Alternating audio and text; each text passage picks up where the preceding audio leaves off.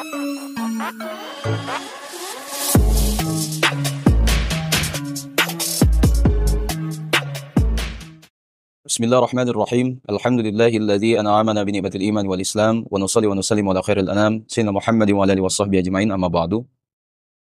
Hari itu hari Jumat. Seharusnya menjadi hari yang baik bagi muslimin. Tepatnya tanggal 7 Safar 656 Hijriah, kota Baghdad, pusat peradaban dunia terbesar masa itu. Ibu kota Khilafah Abbasiyah yang telah 5 abad memakmurkan bumi ini dengan peradaban dan ilmu. Hari Jumat itu justru puncak kehancuran wilayah khilafah dan akhir dari keseluruhan kebesaran untuk selamanya. Hulagu Khan, pemimpin pasukan Mongolia hari itu, datang masuk ke dalam istana khilafah terakhir Abbasiyah, Musta'sim billah. Dia datang beserta istrinya dan para pengawalnya. Seluruh elemen kekhilafahan telah lumpuh. Khalifah sudah menyerah. Hulagu meminta Musta'sim menunjukkan semua simpanan kekayaan di istananya. Dengan sangat hina, Musta'sim menunjukkan semua kekayaannya dalam istana. Kemudian Hulagu Khan membagikan perhiasan dan kekayaan itu kepada istrinya dan para pengawal dekatnya. Azabiku semua yang rahmati Allah Subhanahu wa Ta'ala. Sudah 1 minggu, kota Baghdad dihancurkan dari berbagai sudutnya. Musibah kemanusiaan yang tidak mengenal satu kecap pun kata kasihan. Begitulah kekejaman pasukan Mongolia. Tembok kota dihancurkan. Setiap yang datang dibunuh. Setiap yang menyerah pun dibunuh. Pembunuhan besar-besaran itu disaksikan oleh Sungai Dijlah. 3 hari Sungai Dijlah berwarna merah darah.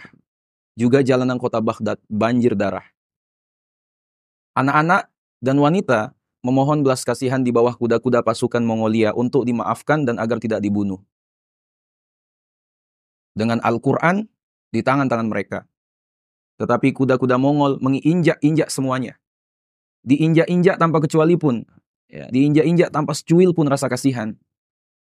Sebelum akhirnya pedang-pedang pun mereka ayunkan kepada setiap anak dan wanita. Asabiku semua yang rahmati Allah. Mereka yang sakit terbaring di rumah sakit tidak luput merasakan kekejaman yang belum pernah disaksikan oleh kekejaman bangsa manapun. Tidak ada satupun yang selamat. Semuanya harus mengakhiri ajalnya di ujung pedang Mongolia.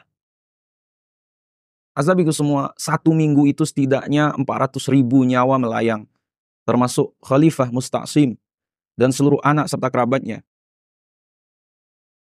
Bukan hanya pembantaian muslimin, peradaban yang dibangun berabad-abad, ilmu yang menerangi dunia juga ikut dihancurkan. Lagi-lagi Sungai Dijlah menjadi saksi bisu.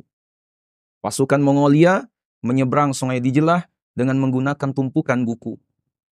Kuda-kuda Mongol menginjak-injak buku-buku ilmu. Masjid-masjid diruntuhkan. Sabiku semua, rendah sekali syahwat Mongolia. Yaitu mengambil pernik-pernik masjid yang terbuat dari emas di gubah-gubahnya. Istana-istana juga dihancurkan untuk dirampas semua kekayaan berupa harta benda dan perhiasan. Kota dibakar. Gedung, masjid, perpustakaan, istana, rumah sakit. Kehancuran total. Hulagu Khan akhirnya menghentikan pembunuhan. Penghentian itu dikarenakan bau anyir darah dan bekas puing-puing penghancuran dan pembakaran menyebabkan polusi dan penyebaran wabah penyakit. Hulagu Khan mengkhawatirkan kesehatan pasukannya, sehingga dia memerintahkan penguburan mayat manusia dan binatang. Azabiku semua rahmati Allah, dan Baghdad pun hancur lebur, pusat kebesaran Islam itu. Ibu kota Khilafah Abbasiyah itu. Khilafah Abbasiyah diakhiri dengan cara yang sangat mengiris-iris hati. Baghdad dihabisi dengan cara yang sangat mudah. Kebesaran itu runtuh dengan begitu sederhana. Tidak ada kota sebegitu mudah diruntuhkan. Semudah Baghdad. La haula wala quwwata illa billah. Inna lillahi wa inna ilaihi raji'un. Sabi kesemuan rahmati Allah Subhanahu wa Ta'ala, seharusnya Baghdad tidak runtuh. Semestinya khilafah Abbasiyah tidak hilang. Kalau tidak muncul pengkhianat besar di tubuh kekhilafahan, Kalau saja tidak ada pengkhianat umat, Mu'ayyaduddin Ibnul Alqami, nama pengkhianat yang hingga akhir zaman akan selalu disebut dalam sejarah Islam sebagai pengkhianat peradaban, pengkhianat umat. Ibnul Alqami bukan sembarang orang. Dia adalah Perdana Menteri di Khilafahan Abbasiyah. Sebelum pengkhianatan Ibnul Alqami, sesungguhnya para amir wilayah sekitar Baghdad telah lebih dahulu menjadi pengkhianat umat. Mereka bersatu dan bersedia, bahkan ada yang berangkat sendiri untuk membantu pasukan Mongolia menghancurkan muslimin sendiri. Ashabi semua yang rahmati Allah Subhanahu wa taala, tetapi puncak semua pengkhianatan itu adalah tokoh terdekat dengan pusat di kota Baghdad yang dikenal kuat. Ibnul Alqami diam-diam membangun hubungan haram dengan Khula Khan. Pengkhianat umat itu menjual Baghdad dengan tukaran diantaranya adalah jabatan jika Khula Khan berhasil menguasai Baghdad. Rencana demi rencana jahat dilakukannya.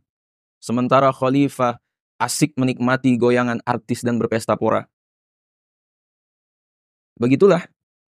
Dan sejarah pun mengulang dirinya. Ya, Andalus itu mempunyai kisah yang mirip. Karena memang sejarah selalu sama di zaman manapun. Ya. Kota terakhir yang masih kuat berdiri saat seluruh kota-kota wilayah Andalus telah menyerah di tangan negara-negara Kristen adalah Granada.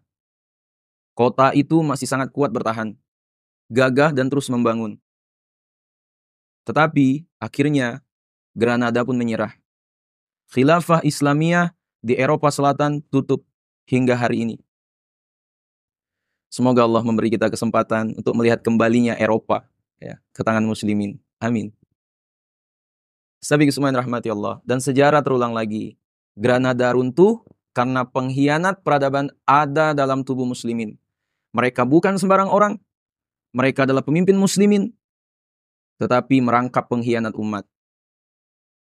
Sahabat semua, tiga nama yang diabadikan sejarah hingga hari akhir nanti sebagai pengkhianat umat. Catatan itu tidak akan pernah bisa dihapus. 2 orang menteri, Yusuf bin Kamasyah dan Abul Qasim Al-Malih, serta 1 tokoh agama Al-Baqini. Umat dijual, negeri muslim digadaikan, diserahkan kepada negara Kristen, ditukar dengan sampah dunia. Raja Fernando III dan Ratu Isabella memasang salib besar dari perak dipasang di atas istana Al-Hamra dan diumumkan bahwa hari itu adalah akhir dari kekuasaan muslim di Andalus. Ashabi semua, tahun 1499 Masehi, masjid-masjid resmi ditutup. Sesungguhnya ini bukan akhir dari perjalanan muslimin di Andalus. Ya. Perjuangan sekelompok mujahidin muslimin terus digelorakan.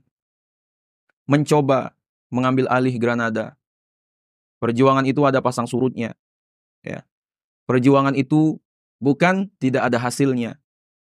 Beberapa wilayah di sekitar Andalus sempat berhasil dikuasai muslimin, ashabi semua. Ya. Ibnu Abbu adalah pemimpin terakhir kelompok mujahidin yang terus dikejar-kejar oleh pasukan Kristen. Tetapi mereka tidak pernah berhasil menyentuh Ibnu Abbu. Lagi ya sahabatku semua, sejarah terulang. Pengkhianat internal penyebabnya. Ibnu Abbu syahid bukan di tangan pasukan Kristen, tetapi dibunuh oleh seorang muslim yang bernama Syurais, yang anak dan istrinya ditawan oleh pasukan Kristen.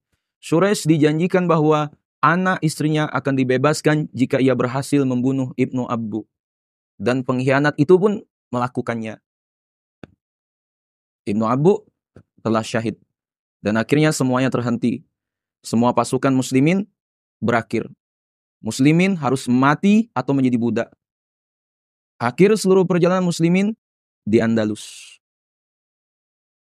Sahabat semua yang rahmati Allah, Maha benar Allah dalam firman-Nya, sesungguhnya Allah membela orang-orang yang beriman. Sesungguhnya Allah tidak menyukai tiap-tiap khawan, lagi kafur. Dalam Quran surah Al-Hajj ayat 38. Khawan adalah pengkhianat besar. Kafur adalah orang dengan kekafiran besar atau pengingkar nikmat. Sahabat semua rahmati Allah Subhanahu wa taala, setidaknya ada 2 pelajaran besar dari ayat agung tersebut. Yang pertama, Hanya Allah yang menjaga jamaah orang-orang beriman. Bukti penjagaan Allah dengan tidak menyelinapnya khawan dan kafur. Jika telah hadir dua kelompok tersebut, berarti jamaah mukminin tersebut sudah ditinggal Allah.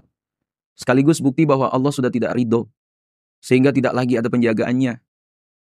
Kedua, khawan lebih dahulu disebut sebelum kafur, dan selalu begitu. Para pengkhianat selalu menjadi muqaddimah untuk kehancuran jamaah orang-orang beriman yang berakhir di tangan orang-orang kafir. Sabi Usman rahmati Allah, Ibnul Al-Qami, Yusuf bin Khamashah, Abul Qasim Al-Mali, Al-Baqini, Sures, nama-nama para pengkhianat peradaban. Nama-nama yang berbeda akan terus bermunculan sepanjang zaman hingga hari ini di tubuh muslimin, para tokohnya. Sebagai pengkhianat peradaban, sebagai pengkhianat umat. Fa'tabiru ya ulil absar. Dan kini semua pun mengetahui siapa mereka. Kejadian tragedi Suriah, kerusuhan Mesir, dan lain-lain menunjukkan hal itu dengan terang benderang. Sahabat Usman rahmatullah subhanahu wa ta'ala, mungkin itu yang dapat kami sampaikan. Untuk menutup video kita kali ini, mari kita berselawat kepada Nabi Muhammad sallallahu alaihi wasallam. Allahumma salli ala sayyidina Muhammad wa ala ali sayyidina Muhammad. Sekiranya video ini bermanfaat, jangan lupa share kepada orang kita cintai, dan juga jangan lupa share ke akun media sosial kalian yang lainnya agar jauh lebih bermanfaat lagi. Wallahu alam. Assalamualaikum warahmatullahi wabarakatuh.